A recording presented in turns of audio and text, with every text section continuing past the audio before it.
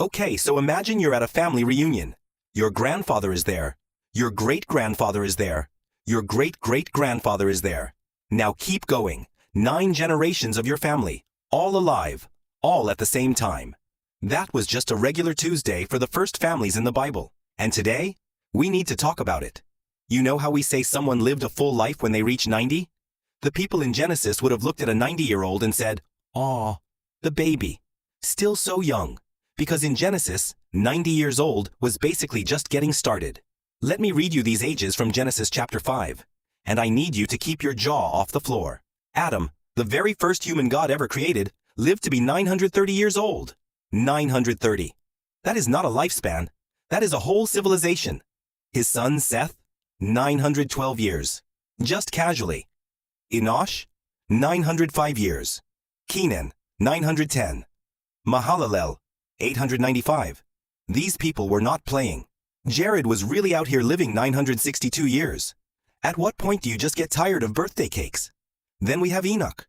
Enoch only made it to 365 years, which by Genesis standards is basically dying young. But here's the wild part. Enoch never actually died. The Bible says God just took him. He was walking one day, and then he was gone. Vanished. No funeral. No burial. Just gone. We will do a full episode on Enoch because that story deserves its own investigation. Now, are you ready? Because this next one is the big one. Methuselah, the son of Enoch, the grandfather of Noah. This absolute legend lived to be 969 years old, the oldest human being ever recorded in the history of the Bible. And we are coming back to Methuselah in a moment because his story gets even wilder. Noah, yes, that Noah, the ark guy, lived to be 950 years old. Okay, stop whatever you are doing, because this is the part nobody talks about. These people did not just live long lives one after another like a relay race. Their lives overlapped. Massively. Adam was still alive when Lamech was born. Lamech, Noah's own father. The very first man God ever created. And Noah's daddy were breathing the same air at the same time. And if you do the maths from Genesis 5, Adam was alive at the same time as 9 of the 10 patriarchs in that genealogy. 9. He only missed Noah by about 126 years. If Adam had just held on a little longer, he would have met the ark guy. But here is the most jaw-dropping fact in this entire video. Methuselah, the oldest man who ever lived, died in the exact same year as the Great Flood. The exact same year. Was he on the ark? The Bible does not say. Did he die in the flood? Some scholars think so. But the timing is not an accident. The oldest man in human history died the same year God flooded the earth. You cannot tell me that is not extraordinary. And one more. When Abraham was born, Noah was still alive. The man who survived the Great Flood lived long enough to be a contemporary of Abraham, the father of nations. Imagine that conversation. So why were they living so long? Because clearly something changed. You and I are not planning our 500th birthday party. Theory 1. Before the flood, the earth had a completely different atmosphere.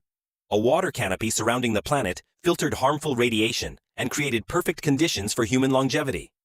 The flood destroyed that canopy, and lifespan started dropping immediately. Theory 2.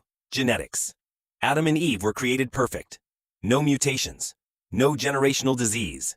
The closer you were to the original creation, the better your body worked. Over time, the human body just started wearing out faster. Theory 3. God simply allowed it. The earth needed to be populated. Wisdom needed to be passed down across generations. And God gave those early humans exactly the time they needed. Now watch what happens after the flood. Noah, 950 years. His son Shem, 600 years. Already dropping. A few generations later, 438 years. Then 175 years. For Abraham, Moses made it to 120. And then David writes in Psalm 90, "The days of our lives are 70 years. Maybe 80 if we are strong.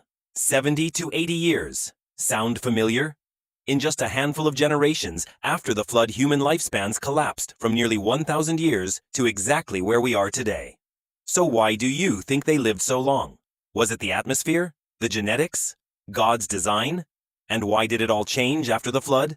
Drop your theory in the comments. I read every single one.